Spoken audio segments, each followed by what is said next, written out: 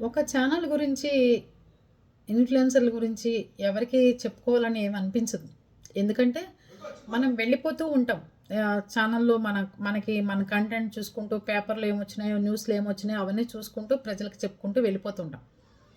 ఒక ఛానల్ గురించి బ్యాడ్ చేయాలంటే ఏం అవసరం చెప్పండి ఎవరికి మాత్రం? అది ఎక్కడ బ్రేక్ చేసి మనం బ్యాడ్ చేస్తాము అంటే, ఛానల్‌ని బ్యాడ్ చేయట్ల.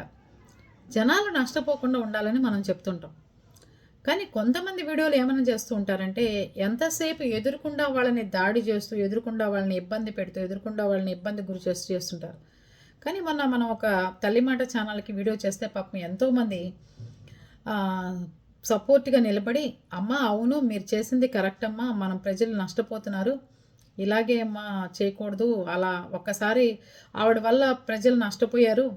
అంతమంది ఆడవాళ్ళు బయటకొచ్చి నష్టపోయామని చెప్పి గోల చేశారమ్మా. 9 నెలల ప్రెగ్నెంట్ లేడీ కూడా పాపం ఇంట్లో ఉన్న 30,000, 50,000 డబ్బులు కట్టిందమ్మా. పాపం నష్టపోయారు" అని చెప్పి ఎంతోమంది వీడియోలు చేశారు. అలాంటి ఫ్రెండ్స్ అందరికీ థ్యాంక్ యూ వెరీ మచ్ అండి.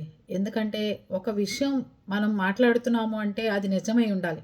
ఒక విషయం మనం చెప్తున్నామంటే అది మళ్ళీ మనల్ని ఎవరన్నా క్వెషన్ చేస్తే మనం చేసింది ఎక్కడ మనం పశ్చాత్తాపపడకుండా ఉండే విధంగా ఆ వీడియో ఉండాలి.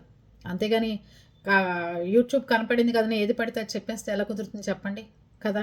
మీరందరూ మాకు సహకారం అందించి మీరు కూడా వీడియోలు చేసి అవతల వాళ్ళది చేస్తున్నది ఇది కరెక్ట్ కాదు. మీ మీ ఆస్తులు ఏమైనా ఉంటే మీరు కొనుక్కోండి తప్ప ప్రజల్ని ఇన్వాల్వ్ చేయమాకండి అని చెప్పినందుకు థ్యాంక్ యూ వెరీ మచ్. మీరందరూ మాకు సిస్టర్స్ లాంటి వాళ్ళు. తప్పుని తప్పని చెప్పడం ఈ రోజుల్లో చాలా గొప్ప విషయం. తెలిసిందా? వాళ్ళకి సపోర్ట్ చేయటం కూడా. అది. అలా మీరు నిర్భయంగా నిలబడినందుకు థ్యాంక్ యూ వెరీ మచ్.